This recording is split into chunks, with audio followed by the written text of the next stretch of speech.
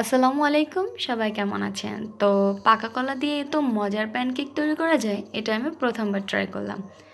তো বাচ্চা থেকে বড়দের সবারই পছন্দ হবে, এর জন্য আমি একটি ব্লেন্ডার জাগ নিয়ে নিলাম। এখানে আমি দুটো ডিম ভেঙে দিয়ে দিলাম, এরপর দিয়ে দিলাম চিনি, এরপর দিয়ে দিলাম তেল, এখানে আপনারা বাটার ইউজ করতে পারেন। এরপর দিয়ে দিলাম দুটো পাকা কলা, এরপর দিয়ে দিলাম দুধ। তো সবগুলো একসাথে মিক্সড করে নিব।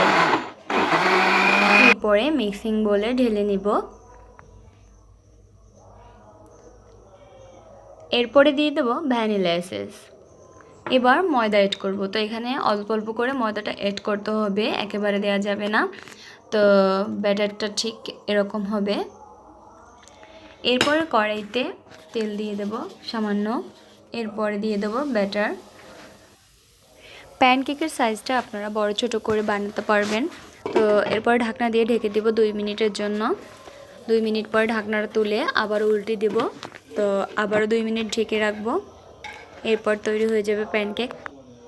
অনেক সফট হয়েছিল প্যানকেকগুলো, তো ট্রাই করে দেখতে পারেন আপনারাও, সবাই পছন্দ করবে। Thanks for watching. আল্লাহ হাফেজ।